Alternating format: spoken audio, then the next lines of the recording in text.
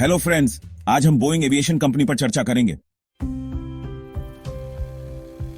प्रारंभ में प्रशांत उत्तर पश्चिम में लकड़ी उद्योग के एक पेशेवर के रूप में काम करते हुए विलियम एडवर्ड बोइंग ने अपनी विमानन के प्रति प्रेम को एक प्रतिष्ठित कंपनी की स्थापना में परिवर्तित कर दिया। प्रारंभिक चरणों में कम मांग और प्रौद्योगिकी की तीव्र प्रगति के कारण चुनौतियां सामने आईं।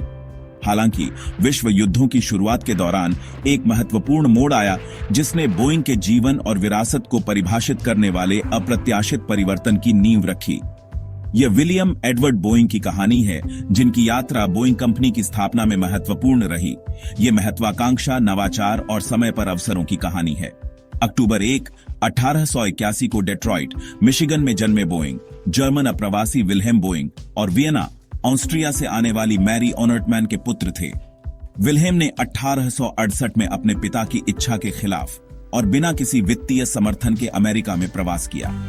शुरुआत में एक खेत मजदूर के रूप में काम करते हुए उन्होंने बाद में लकड़ी के उद्योग में बड़ी संपत्ति अर्जित की। दुर्भाग्यवश विल्हेम का निधन हो गया, जिससे उनकी पत्नी और 3 बच्चों को पीछे छोड़ दिया। विलियम सबसे बड़े बेटे की उम्र तब केवल 8 वर्ष थी। सौभाग्य से विल्हेम की लकड़ी उद्योग की संपत्ति ने बाद में विलियम के करियर में महत्वपूर्ण भूमिका निभाई। विलियम का प्रारंभिक जीवन एक मजबूत शिक्षा से चिह्नित था। उन्होंने येल यूनिवर्सिटी के शेफील्ड साइंटिफिक स्कूल में पढ़ाई की, लेकिन स्नातक किए बिना ही प्रशांत उत्तर पश्चिम के बढ़ते लकड़ी उद्योग में व्यवसाय के अवसरों की तलाश के लिए पढ़ाई छोड़ दी। 1903 में यह निर्णय उन्हें वॉशिंगटन राज्य ले गया, जहां लकड़ी के प्रति उनकी समझ और लकड़ी उद्योग में सफलता ने जल्द ही उनकी विमानन में बढ़ती रुचि के साथ तालमेल बिठा लिया। बोइंग की विमानन यात्रा 1909 में एक एयर शो में भाग लेने के बाद गंभीर रूप से शुरू हुई। पहली बार मानवयुक्त उड़ने वाली मशीन को देखकर वे मंत्रमुग्ध हो गए और उनके भीतर विमानन के प्रति एक गहरी लगन जाग उठी। कई बार साधारण विमान की सवारी से वंचित किए जाने के कारण उनका उड़ान के प्रति दृढ़ संकल्प और बढ़ गया। दृढ़ निश्चय के साथ उन्होंने उड़ान पाठ लेना शुरू किया और अंततः अपना पहला विमान, एक मार्टिन टीए हाइड्रोप्लेन खरीदा। इसके प्रदर्शन और रखरखाव से असंतुष्ट होकर उन्होंने एक बेहतर विमान बनाने का निश्चय किया।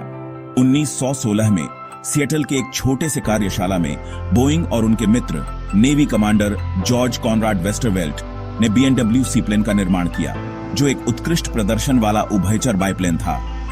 हो सकता है कि वे उस समय इसका महत्व नहीं समझ पाए हों, लेकिन यह बोइंग की विमानन कंपनी की नींव रखने वाला क्षण था। साथ में उन्होंने पैसिफिक एरो प्रोडक्ट्स कंपनी की स्थापना की। प्रारंभिक चुनौतियों जैसे सीमित बाजार मांग और प्रौद्योगिकी से संबंधित बाधाओं के बावजूद बोइंग ने हार नहीं मानी। यह अनुकूलनशीलता कंपनी की भविष्य की सफलता की नींव बन गई और इसके संस्थापक को विमानन इतिहास में एक महत्वपूर्ण व्यक्ति के रूप में स्थापित किया।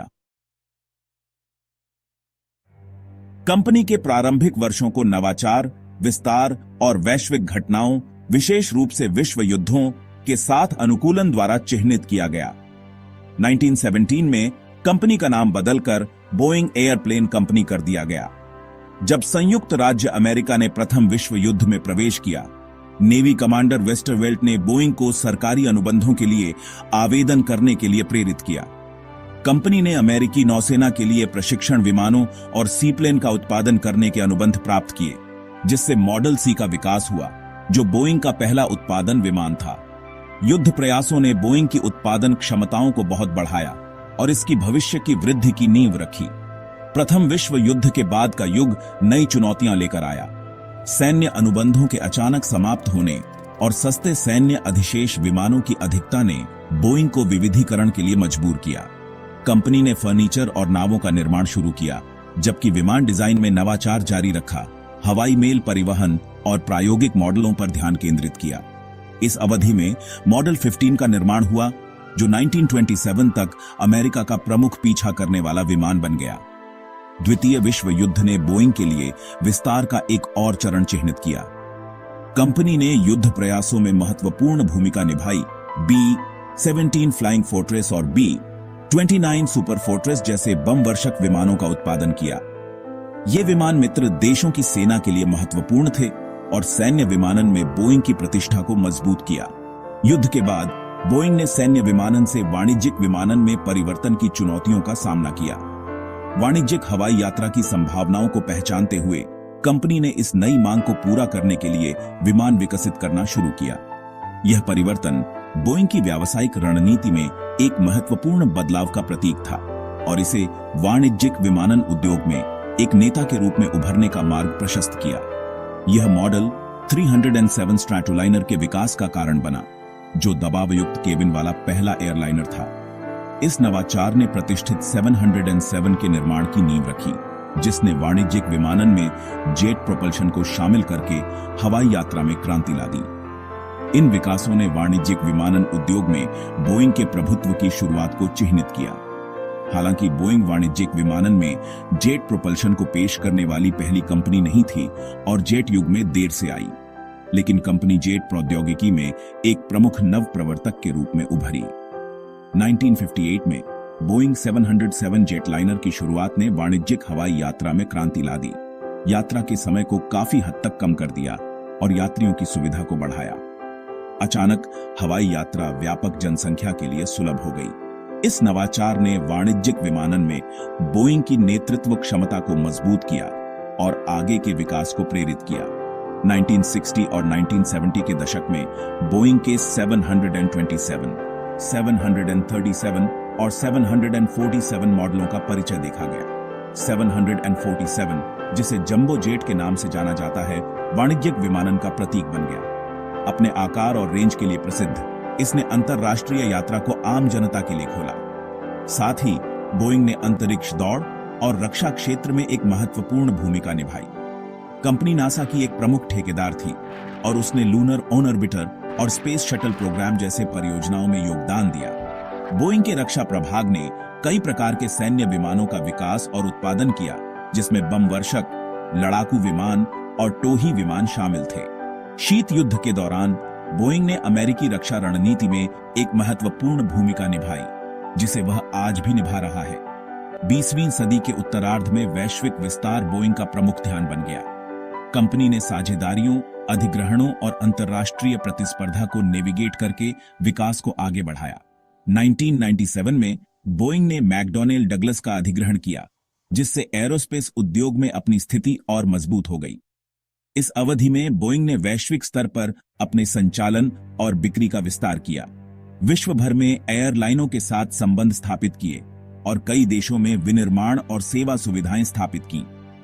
इन प्रगतियों ने बोइंग की स्थिति को एक एरोस्पेस नेता के रूप में मजबूत किया और प्रतिस्पर्धी और वैश्वीकृत बाजार में अपने भविष्य के प्रयासों के लिए मंच तैयार किया। 21वीं सदी में बोइंग ने महत्वपूर्ण तकनीकी प्रगति और रणनीतिक व्यावसायिक निर्णयों से भरे गतिशील वैश्विक बाजार को नेविगेट किया है। तकनीकी नवाचार प्राथमिकता बना रहा, जिसमें 787 ड्रीमलाइनर और 777X जैसे उन्नत मॉडल शामिल हैं। 787 ड्रीमलाइनर, जो अपनी ईंधन दक्षता और मिश्रित सामग्री के उपयोग के लिए उल्लेखनीय है, बोइंग की टिकाऊ तकनीक के प्रति प्रतिबद्धता को दर्शाता है। 777X, जो दुनिया के सबसे बड़े टर्बोफैन इंजनों और फोल्डिंग विंग टिप्स से सुसज्जित है, अत्याधुनिक विमानन प्रौद्योगिकी की ओर बोइंग की खोज को उजागर करता है। बोइंग की व्यावसायिक रणनीतियां वैश्विक बाजार की गतिशीलता को संबोधित करने के लिए विकसित हुई हैं। कंपनी ने अपने सेवा प्रस्तावों का विस्तार किया है, जिसमें रखरखाव, प्रशिक्षण और लॉजिस्टिक्स शामिल हैं और व्यापक विमानन समाधान की बढ़ती मांग को मान्यता दी है। हालांकि बोइंग को एयरबस जैसे अन्य एरोस्पेस दिग्गजों से तीव्र प्रतिस्पर्धा का सामना करना पड़ा है, जिसने रणनीतिक बाजार स्थिति और निरंतर नवाचार को आवश्यक बना दिया है। 21वीं सदी ने बोइंग के लिए महत्वपूर्ण चुनौतियां भी पेश की हैं। 737 मैक्स को 2 घातक दुर्घटनाओं के बाद ग्राउंडिंग ने विमान डिजाइन और नियामक निरीक्षण से संबंधित मुद्दों को उजागर किया। इसके बाद व्यापक समीक्षा और संशोधन किए गए, जो सुरक्षा और विकास प्रथाओं पर केंद्रित थे। इसके अलावा वैश्विक कोविड-19 महामारी ने संचालन और वित्तीय स्थिरता पर काफी प्रभाव डाला। 2018 के बाद से बोइंग ने हर साल वित्तीय नुकसान की रिपोर्ट की है, लेकिन सुधार के संकेत उभर रहे हैं। चुनौतियों के बावजूद बोइंग प्रमुख परियोजनाओं को आगे बढ़ा रहा है। कंपनी ने सुरक्षा वृद्धि और नियामक अनुमोदन के बाद 737 मैक्स की डिलीवरी फिर से शुरू कर दी है। 777X जो चौड़े शरीर वाले विमानों की अगली पीढ़ी का प्रतिनिधित्व करता है और मानव रहित वाहनों और अंतरिक्ष प्रौद्योगिकियों की खोज बोइंग के भविष्य दृष्टि वाले दृष्टिकोण को उजागर करती है। बोइंग की लचीलापन और अनुकूलन क्षमता इसकी दृष्टिकोण का केंद्रीय हिस्सा है। सुरक्षा, स्थिरता और नवाचार के प्रति कंपनी की प्रतिबद्धता इसे एरोस्पेस में एक अग्रणी खिलाड़ी के रूप में सुनिश्चित करती है। सिएटल की एक छोटी कार्यशाला से एक वैश्विक विमानन दिग्गज बनने तक का इसका सफर मानवीय सरलता और प्रगति की अथक खोज को दर्शाता है। जबकि चुनौतियां बनी हुई है, बोइंग की विरासत और चल रहे प्रयास इसे एरोस्पेस और विमानन के भविष्य को आकार देने की स्थिति में रखते हैं।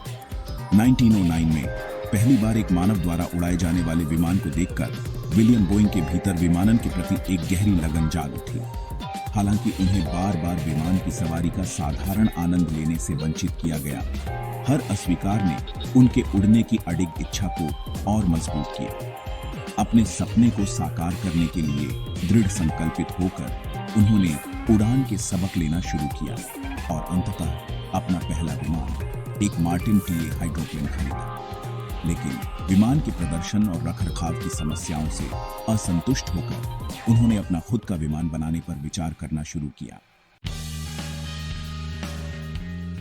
Thanks for watching this video. Please subscribe my channel.